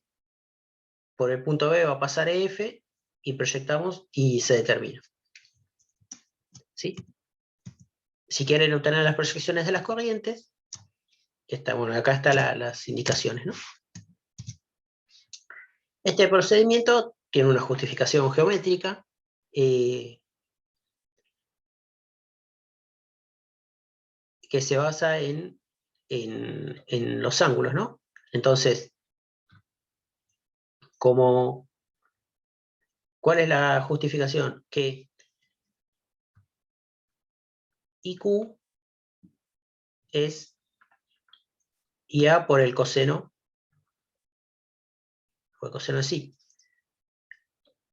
Como este ángulo es psi, el que está acá, entonces vos tenés IA por XQ, y cuando lo proyectás por el coseno, lo tenés acá. Y D es IA por el seno de psi, que está acá. Entonces, si vos acá dibujás un segmento que es IA por XD, el seno del ángulo te va a dar XD por ID, porque esto es, ID es IA por el seno, y este sería el seno de mirando este triángulo, mirando para allá. Entonces dibujás un triángulo que tenga este lado, y este lado es proporcional al seno de IA, y este lado es proporcional al coseno de IA, o sea, por XQ. Y claro, vos decís, ¿cómo es que llegamos? ¿Cómo es que se llega al ángulo? ¿Por qué decís que este ángulo es ¿cómo llevaste el ángulo psi de acá hasta acá? Porque vos partís este ángulo a 90, y entonces acá este es 90 y este es 90, son ángulos, tenés ángulos alternos, tenés ángulos alternos, este que está acá es este que está acá, y este es 90, y este es 90, entonces este ángulo que está acá es psi, es igual a este que está acá. Todo un procedimiento geométrico, ¿no? Para construir, hallado por los popes de la electrotecnia, ¿sí? Este procedimiento hay que aprenderlo para resolver los problemas. A veces también estos temas de estos fasoriales son temas de final, así que ténganlo en cuenta. Más allá de su justificación, que requiere pensarlo y eso, ¿hay alguna parte técnica del procedimiento que no se haya entendido? O sea, algún detalle de cómo se construye este procedimiento que me quieran preguntar.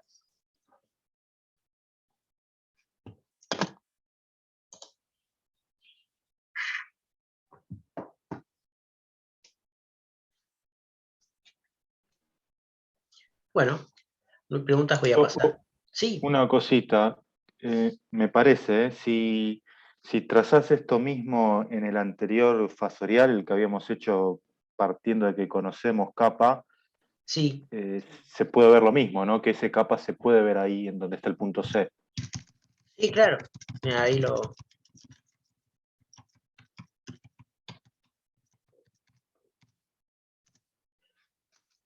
¿Cómo vos tendrías que hacer para llegar a este punto en este fasorial que estás acá? Vos conocías U y A, ¿no? Entonces trazabas esta por acá y por este punto de acá trazás esta recta, donde este segmento de U hasta acá, este es IA por XQ, y de acá hasta acá llegarías a un punto por acá, y esto va a ser IA por XD. Y acá tenés, entonces ahí tenés la construcción esta de los ángulos, ¿no? De cómo es que construís. Entonces vos tenés acá tenés que este ángulo es igual a este es recto, y este es recto, entonces este ángulo que está acá es el ángulo sí que está acá. Ese es el procedimiento constructivo, ¿no? Acá, ahí podés justificar lo del gráfico siguiente. Sí, sí, sí. No lo quería poner más porque ya era suficientemente complicado el diagrama este, ¿no? Para completarlo. Y entonces, de acá, es que de este fasorial justificás el otro, ¿no? Este lado es... Entonces vos acá tenés un triángulo que tiene lados, que tiene un ángulo sí, de este lado, y acá vos tenés XD, tenés J y D por XD, pero esto es lo mismo que decir J XD por IA seno de sí. Porque vos tenés que decir, ¿por qué justifico elegir este punto para construir el triángulo, ¿no? Bueno, JXD, acá tenés JXA XD por IA por el seno de sí. Si este lado, si esta hipotenusa que está acá es IA por XD, este es el ángulo sí, entonces este lado es XD por IA por el seno de sí. Y entonces así justificás que esta hipotenusa, dibujar este lado con esta hipotenusa igual a IA por XD. Y para obtener este lado es IQ por X, es IQ por XQ. Pero esto es lo mismo que decir IA por XQ por el coseno de sí, porque esa es la definición de IQ. Entonces tenés que construir un triángulo más chiquito. Este triángulo tenés que construir, que es exactamente igual que el otro. Este triángulo es igual que el otro, pero lo cortaste, lo cortás acá, ¿no? Y entonces dibujás una hipotenusa IAXQ, y acá en este lado vas a tener IA por XQ, IA por el coseno de sí, por XQ. Y ahí obtenés este lado que es el que te limita la carga. ¿Sí? Si ambas dos fueran iguales, si ambas dos fueran iguales, estos lados serían iguales y caes en el modelo de rectancia sincrónica donde se forman los triángulos, ¿no? Y los triángulos coinciden y solo te aparece F que va de acá hasta acá. Y listo. Juan, ¿te puedo hacer una consulta? Sí, A mí no me queda claro la recta esa de IA por XQ y IA por XD. ¿Qué significa y cómo la conozco? ¿cómo la O sea, conoces? la recta, o sea, si IA por XD es toda la recta o está partida en dos ahí. Ya por XD arrancan, voy a dibujar dos colores. Y ya por XQ arranca acá, en la punta de U, perpendicular a esta, ¿no? Y va hasta acá. Y La otra arranca en la punta de U, en el mismo lugar, pero va hasta acá. ¿Eso es lo que me Ah, por preguntabas? ahí. Sí. Sí. Es un... Toma, en el otro fasorial también traté de dibujarlo, lo dibujé en 2 colores distintos para Eran los segmentos AB y AC, ¿no? los segmentos AB y AC, sí. Esto Es no se como lo... es como sumar las caídas de tensiones a U, suponiendo que IA y XQ y XD están separadas, como si fueran dos circuitos separados. Claro. Igual, bueno, está el procedimiento, ¿eh? Para que después queden tranquilos, está... Bueno, todo lo malo de la animación, ¿no? Acá está el procedimiento para que con el fasorial, ¿viste? Lo pueda construir ustedes, ¿no? Y esto nos lleva a la pregunta que nos hace, que el comentario que nos hace Daniel, es que estos circuitos, que no hay un circuito equivalente, porque nosotros los únicos elementos que podemos poner, nosotros tenemos una fuente, ¿no? EF, por ejemplo, o E. Nosotros podemos poner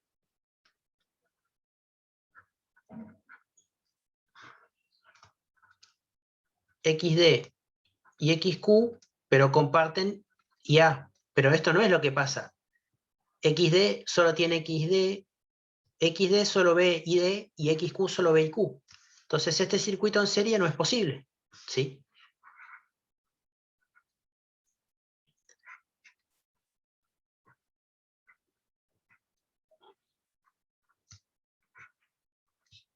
También los podría poner en paralelo, que es la otra forma que tengo de hacer circuitos, ¿sí?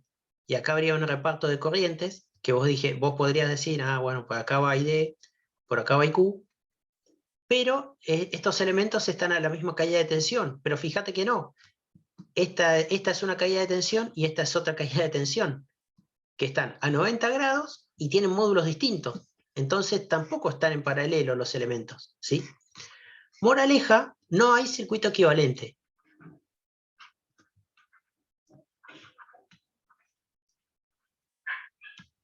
¿Sí? Esto es un modelo equivalente que no puede, es un modelo matemático equivalente que no puede ser reemplazado, que no puede ser volcado y resumido en un circuito. ¿Queda clara esta idea? Vos tenés que usar el modelo, tenés que usar estas ecuaciones que las puedes resolver gráficamente. Ahora vamos a ver su resolución analítica y bueno, te tenés que morir con eso. No lo puedes volcar en un circuito.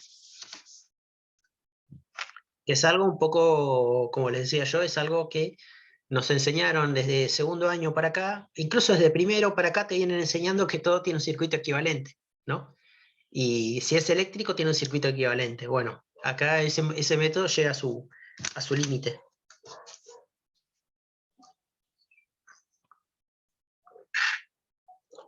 Si no, en una época,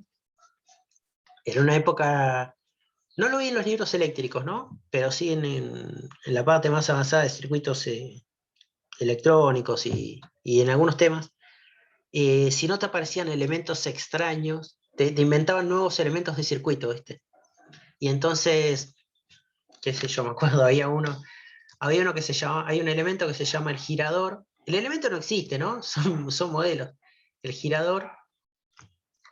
Y el girador lo que hace es que te cambia la impedancia. El girador es un elemento que te cambia la impedancia de lo que está conectado del otro lado, ¿no?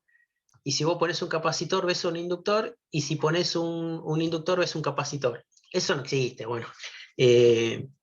Entonces, claro, componiendo elementos extraños, vos podrías crear una especie de pseudo circuito equivalente, pero no aporta más que las confusiones que generan. Asumamos que no hay circuito y lo resolvemos así. ¿Alguna consulta más respecto a esta parte?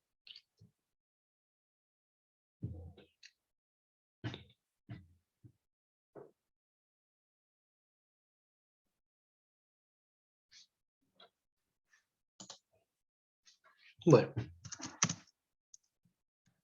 Sigo.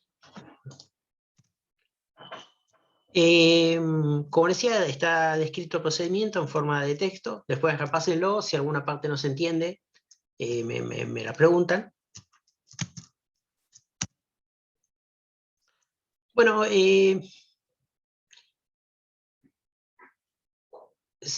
hacemos si el diagrama fasorial casi siempre se expresa simplificado? Así lo van a ver en los libros, ¿sí?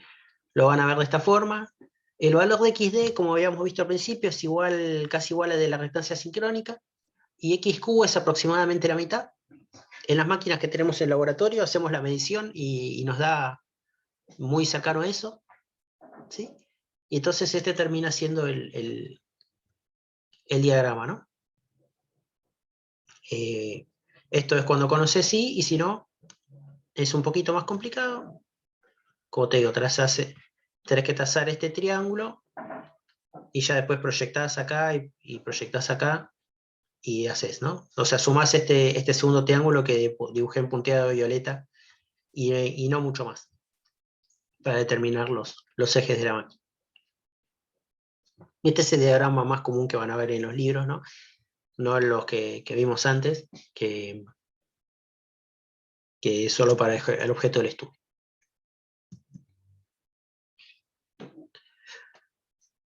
Bueno, ¿cómo se determina analíticamente esto?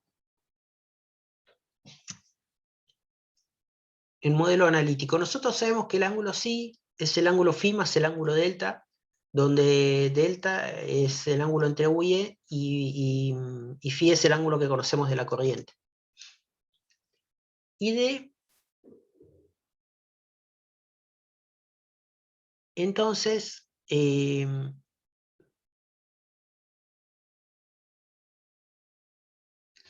acá disculpen,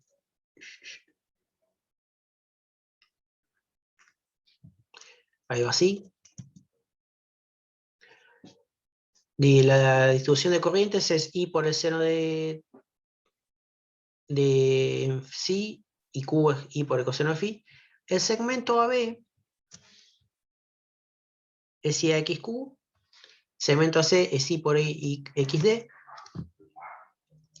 y F es EF, el total es el segmento OD es el C igual al segmento OB más el BD. O sea, de acá hasta acá, más de acá hasta acá. Lo que hay que hacer ahora es buscarle las expresiones en función de las otras corrientes.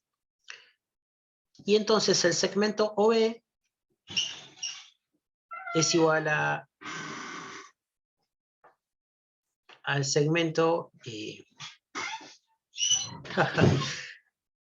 es igual al segmento OG, de acá hasta acá, más este segmento que está acá, donde esto es U más XQ, porque se repiten los ángulos, por I por el seno de phi, más JXQ por I por el coseno de phi. Es este que está acá porque este ángulo es phi, ¿sí? Por la construcción de triángulos. Entonces, a IA por XQ lo multiplico por el seno de phi, y después le sumo 90 grados, a IA por XQ le sumo esto que está acá, que es XQ por I por el coseno de phi.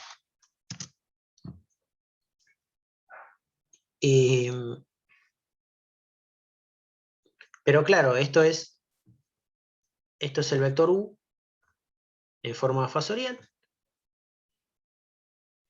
más XQ y sen phi, y después le sumo el otro vector a 90 grados. Después me queda, estos son dos expresiones alternativas para hallar este punto OG y después para llegar al punto OB. Después me queda faltar de acá hasta acá. Entonces BD va a ser igual a un AE menos AF, que me está faltando, acá está A,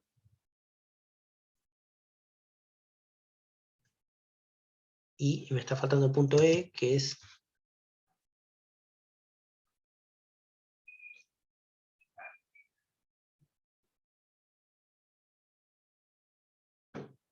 El punto E es este.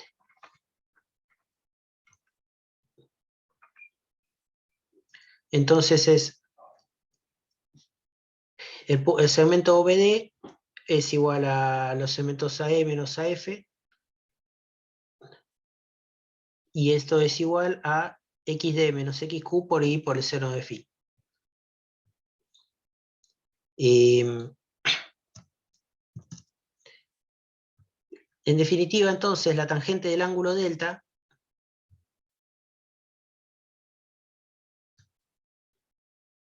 que es este que está acá, va a ser igual. La tangente del ángulo delta es al segmento BG, que era XQ por I por el coseno de phi, porque era este el que proyectamos acá, sobre OG, que era U más X por IQ por el seno de phi. Conocido la tangente del ángulo delta, yo le puedo sumar, puedo ir desde U hasta F. ¿Cómo? Haciendo U más a U, le sumo a G, que es XQ por I por el seno de phi. Después le sumo este otro segmento, que es XD menos XQ por I por el seno de phi. Y le sumo la parte vertical, que es JXQ por I por el coseno de phi. Y llego hasta acá. Conocido, o sea, con toda esta expresión, determino el ángulo delta. Al sumar el ángulo delta obtengo el ángulo psi. Y si querés, conocido el ángulo psi, podés determinar EF por este método. La otra forma, a mí me gusta más, es conocido el ángulo psi, hago la descomposición y conocido el ángulo psi, obtengo IQ e ID, y después de ahí calculo el gasto fasorial como lo conocía antes. Entonces no hay tanto problema y no hay que recordar esta fórmula bastante tediosa que está acá. Ni deducirla, que también su deducción es un poco larga. Bueno, ¿consultas hasta acá? Esto no lo usamos mucho, porque es solo un trabalenguas algebraico, pero eventualmente podría haber un ejercicio de esto en la práctica. Después Daniel dirá.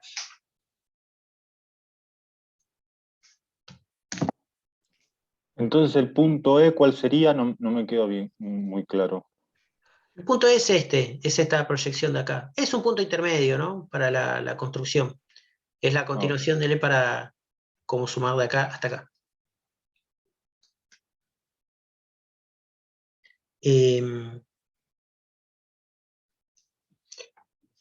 Pero no nos demoremos mucho con tanto E,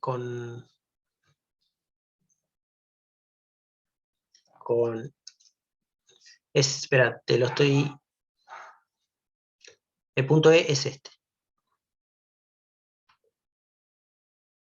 No, está bien, sí, es ese que está acá. Juan, ¿no habrá quedado abajo del ID? ¿Viste que está ID igual a I seno de phi? ¿Cómo? Ahí tiene que haber un punto también. ¿Viste que está la fórmula ID igual a I por el seno de psi? ¿Sí? Sí, El ID está tapando por un eso, punto. precisamente ahí metí la pata, el punto E es este. No es... Este es el punto E. Que es AE es XD y A por ED por el seno de psi. Este que está acá. Entonces, el segmento AE es es el JXD y D. Y ahí cierran todas las fórmulas. Y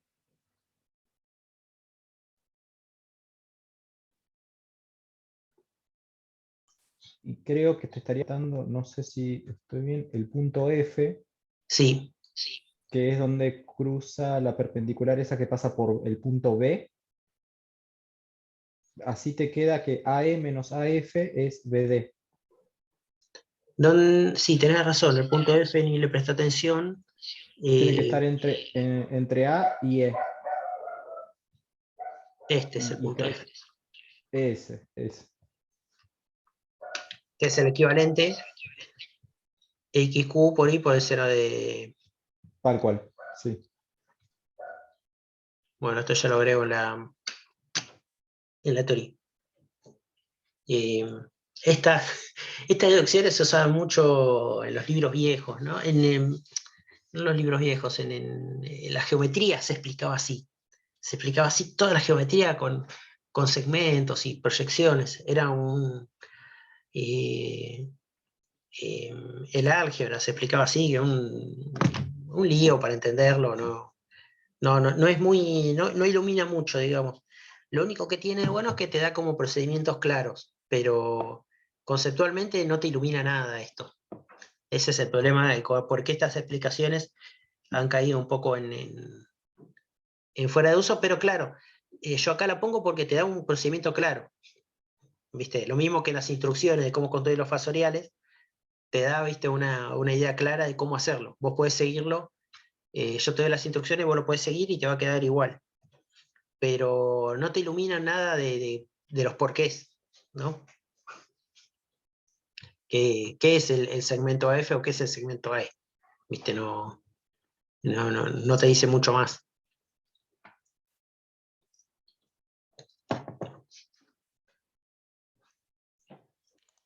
Y, bueno, ¿hay más consultas sobre este tema? Sobre estos. No se preocupen ahí con esta última deducción. Como les decía, es más para iluminar cómo es que se hace y que existe una fórmula analítica, pues en algún momento se necesita que más por su problema. Después vamos a ver que la máquina está conectada a la red, tiene otro mecanismo de regulación, ¿sí? Donde aparecen otros conceptos, en controles de potencia activa y reactiva. Entonces, ya no va a ser tan interesante o necesario el control de la regulación como F, porque la atención va a estar puesta por la red, sino que va a aparecer una idea de control, de excitación para control de potencia reactiva. Y de tensión en bornes de la máquina. En general, el problema de determinar la tensión de excitación y por ende la corriente de excitación en las máquinas sincrónicas presenta estos problemas, ¿no? El problema inverso, porque hay que determinar ángulo y módulo. Entonces, su solución algebraica no suele ser exacta. Incluso para la máquina conectada a la red, ni siquiera la buscamos, ¿no? La solución. O sea, la solución es, dada una cierta condición en la red, cuál tendría que ser el módulo y el ángulo de la tensión de excitación, que acá es lo que hallamos, ¿no? EF, acá terminamos hallando EF y terminamos hallando, o sea, y si fuéramos para atrás podríamos hallar IF, y también hallamos el ángulo psi, que es el ángulo de esa tensión, y de esa corriente de excitación. Bueno, si no hay más consultas, hoy cerramos acá, los dejo pensando sobre esto, subiré la grabación, los apuntes con estas pequeñas correcciones y bueno, los veremos el miércoles en la clase de problemas. Sí, yo sí me permití, Juan. Sí. Creo que por ahí. Creo que es muy importante que practiquen los conceptos más teóricos y todo lo que es fasoriales, porque la solución de los problemas de la clase práctica, eso se resuelven así. No hay muchas fórmulas. No es que hay una fórmula con la máquina sincrónica de aplicar cupla, aplicar potencia. Casi todos los métodos de resolución son vectoriales. Entonces, tienen que estar como cancheros en eso, en poder tirar vectores, líneas, trazar los ejes cuadratura, eje directo, y saber cómo van sumando. Sí. No hay otra, o sea, de ahí no van a escapar. Entonces, en las clases prácticas se va a notar cuando Marcelo les va a preguntar un montón, y ahora qué sumo, y cómo, y en qué dirección. Entonces van a tener que estar muy afilados ahí. También así van a hacer la clase práctica más dinámica, porque no va a estar entre que Marcelo pregunta y da un minuto de silencio y después continúa. Entonces, no, estaría bueno que ustedes ya estén cancheros y ya digan, no, se suma en cuadratura, porque está en el eje directo, porque está en el eje longitudinal. Bueno, eso también apréndanse. Eje directo, eje longitudinal, eje en cuadratura, eje transversal, sinónimos, porque las clases prácticas son así. Se resuelve circuitalmente, prácticamente. Y después la parte de cuentas no es más que Ohm y Kirchhoff. Claro. Obviamente que no construimos los fasoriales a modo de ejemplo, ¿no? Después las sumas y las operaciones fasoriales las hacemos con la calculadora, ¿no?